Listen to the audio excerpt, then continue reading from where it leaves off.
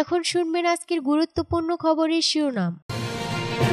সীমান্তে ভারতের ড্রোন ভূপাতিত করার দাবি পাকিস্তানের। গাজায় 5 বছরের যুদ্ধবিরতিতে রাজি হওয়ার সম্ভাবনা নেই ইসরায়েলের। ভারত পাকিস্তান উত্তেজনা, মোদি ও শরীফের সাথে পেজিশকিয়ানের ফোনালাপ। গাজায় ইসরায়েলি হামলায় নিহত আরও 71 ফিলিস্তিনি।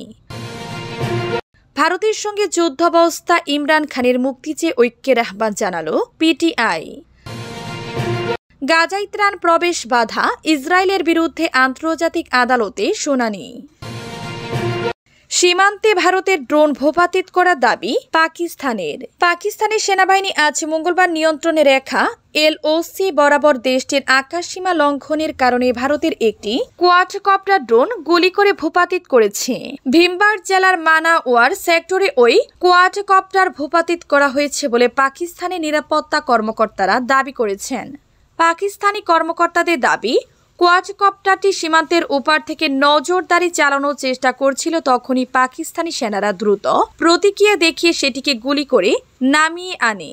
নিরাপত্তা কর্মকর্তা দাবি করেন, যথাসময়ে নেওয়া পদক্ষেপের ফলে ভারতের গুপ্তচর চেষ্টাকে ব্যর্থ করে দেওয়া সম্ভব হয়েছে। এটি পাকিস্তানি সেনাবাহিনীর পেশাদারিত্ব ও প্রতিরক্ষা প্রস্তুতির প্রমাণ। কর্মকর্তারা বলেন, সীমান্তে যে কোনো আগ্রাসনের জবাব দিতে পাকিস্তান সেনাবাহিনী সম্পূর্ণ সতর্ক ও প্রস্তুত রয়েছে। পেহেলগামে 22 এপ্রিল সংঘটিত প্রাণঘাতী হামলার পর দুই পারমাণবিক শক্তিধর প্রতিবেশীর মধ্যে উত্তেজনা নতুন মাত্রা পেয়েছে। ওই হামলায় 26 জন নিহত হন, যাদের বেশিরভাগই ছিলেন পর্যটক। 2000 সালের পর কাশ্মীর অঞ্চলে এটিকে সবচেয়ে ভয়াবহ হামলা হিসেবে বিবেচনা করা হচ্ছে। 23 এপ্রিল ভারত একতরফাভাবে সিন্ধু পানি বন্টন চুক্তি IDW স্থগিত করার ঘোষণা দেয়। বিশ্ব ব্যাংকের তত্ত্বাবধানে 1960 সালে স্বাক্ষরিত এই পানি বন্টন চুক্তি দুই দেশের বহু সংঘাতের মধ্যেও কার্যকর ছিল।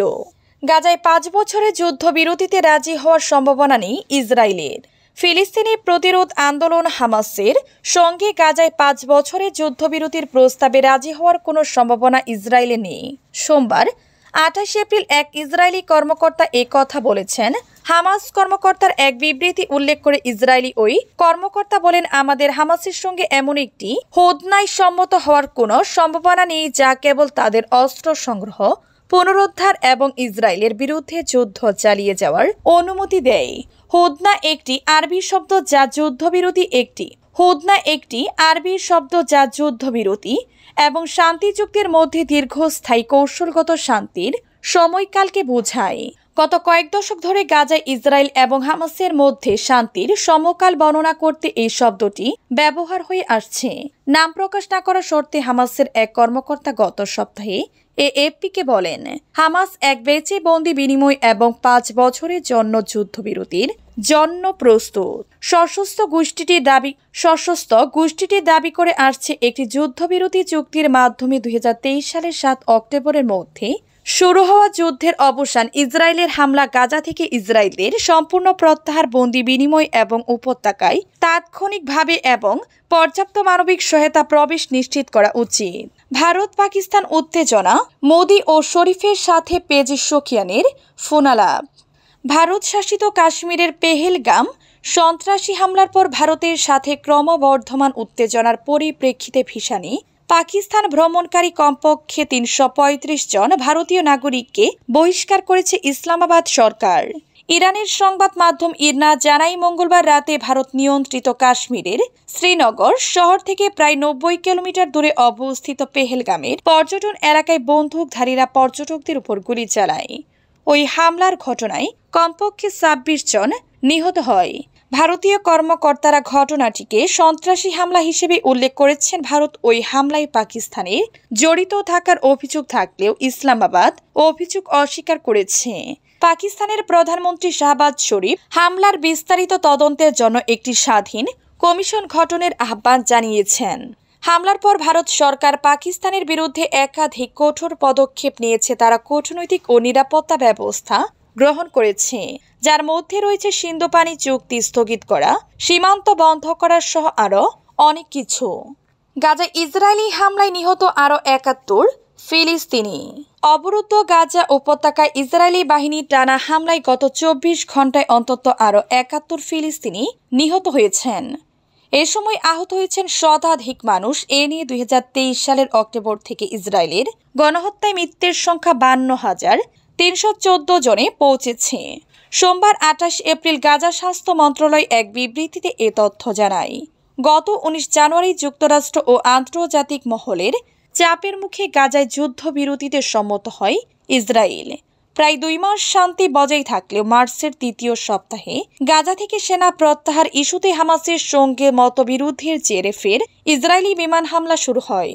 স্বাস্থ্য মন্ত্রণালয়ের তথ্যমতে ১৮ মার্চ থেকে নতুন করে শুরু হওয়া হামলায় এখন পর্যন্ত প্রায় ২,১৫১ ফিলিস্তিনি নিহত ও ৫,৫৯৮ জন আহত হয়েছেন।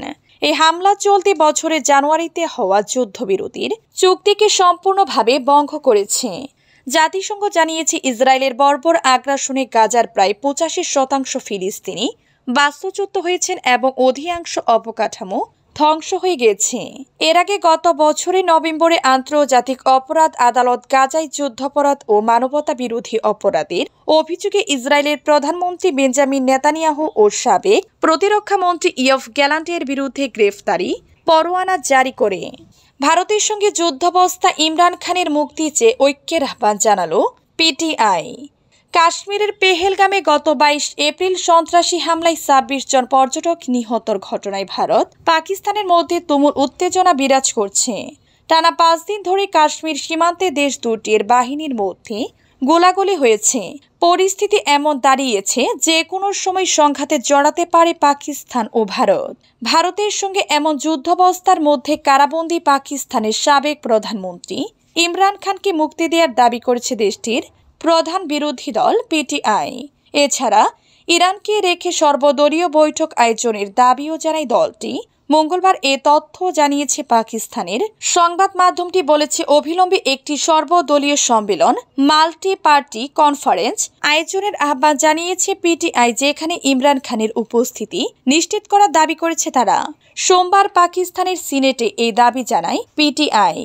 গাজায় ত্রাণ প্রবেশ বাধা ইসরায়েলের বিরুদ্ধে আন্তর্জাতিক আদালতে শুনানি। ফিলিস্তিনের অবরুদ্ধ গাজায় ত্রাণ ঢুকতে দেয় মানবিক বাধ্যবাধকতা নিয়ে আন্তর্জাতিক বিচার আদালতে আইসিজি শুনানি শুরু হয়েছে। স্থানীয় সময় সোমবার ২৮ এপ্রিল সকালে নেদারল্যান্ডসের দ্য হেগ শহরে জাতিসংঘের প্রধান আদালত আইসিজির মূল ভবন পিস প্যালেসে শুনানি শুরু হয়। খবর আল জাজিরার। মৌখিক এই শুনানি চলবে ৫ দিন। যদিও ইসরায়েল মৌখিক শুনানিতে ওভাল প্রসিডিংসে অংশ নিচ্ছে না, তবে তারা লিখিত পরামর্শ ও আপত্তি জমা দিয়েছে।